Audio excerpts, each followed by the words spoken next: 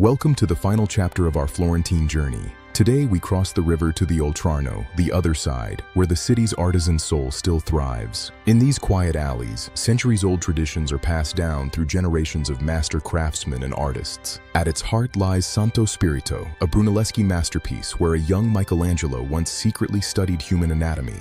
Dominating the district is the Pitti Palace, once the grand residence of the Medici dukes and later the kings of Italy. If you like this content, please help us by hitting the subscribe button and notification bell so you can be notified when we upload additional content. Inside, the Palatine Gallery houses masterpieces by Raphael and Titian, displayed in the lavish style of a private royal collection. Directly behind the palace lie the Boboli Gardens, the definitive blueprint for the classic Italian garden. The surreal Buontalenti Grotto stands as a masterpiece of Mannerist art, decorated with stalactites and mythical statues. Scattered throughout this 111-acre outdoor museum are ancient statues and shimmering fountains that once entertained royalty. As we climb, the palace reveals its true scale, a symbol of power that shaped the history of Tuscany. We continue our ascent, leaving the gardens behind to find the ultimate perspective on this eternal city. We arrive at Piazzale Michelangelo, a 19th century tribute to the city's greatest artist and its most iconic view.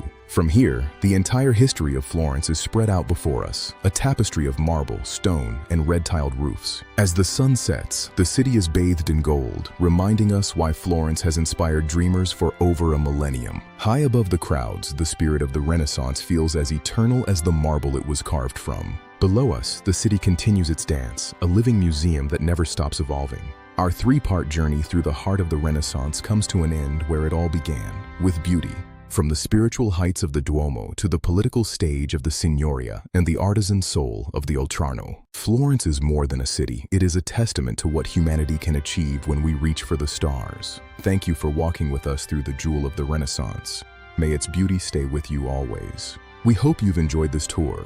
Don't forget to check out our other travel adventures. If you like this content, please help us by hitting the subscribe button and notification bell so you can be notified when we upload additional content. Arrivederci, Florence. Until our next journey, exploring the world one step at a time. This has been a presentation of The So-Called Traveler. Stay curious, stay inspired, and we'll see you in the next city. Goodbye for now.